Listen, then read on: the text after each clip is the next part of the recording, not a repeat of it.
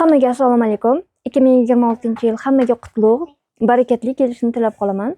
Shu bilan birga o'zimning hammaning shaxsiy fikrini, dunyo qarashini hurmat qilgan holda o'z fikrimni sizlar bilan baham ko'rmoqchiman. Men shu jumladan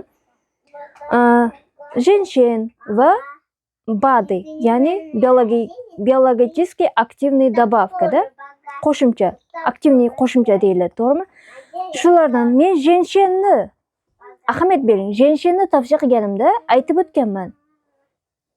Женщин nima bilan qo'shilgan taqdirda uning maqsadi o'zgaradi. Женщин erkaklarga foyda, женщин ayollarga foyda, женщин bolalarga foyda. Nima uchun bitta женщинni olingdan yuboying ichaveringlar demayapman-ku. Mana bu женщин ayollarga, mana bu женщин erkak. Aytib o'tganimdek, men женщинni prямо hamma ichish mumkin demayapman-ku. Женщинni tarkibiga qarab, bu ayollarga, bu erkaklarga, bu bolalarga, bu sahrga, bu diabetga, mana shunaqa ta'kidlanyapti.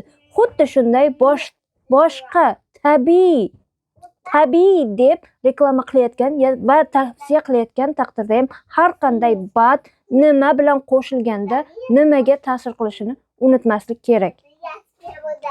Meni to'g'ri tushunasizlar deb umid qilaman. Chiyami yoki женщинmi yoki anar kollagenmi yoki boshqasimi tarkibini va foydasini va albatta zararini против показания deydi-ku. O'sha qarshi ko'rsatmalarni ham inobatga olib tavsiya qilamiz va iste'mol qilamiz. O'zingizni ehtiyot qiling.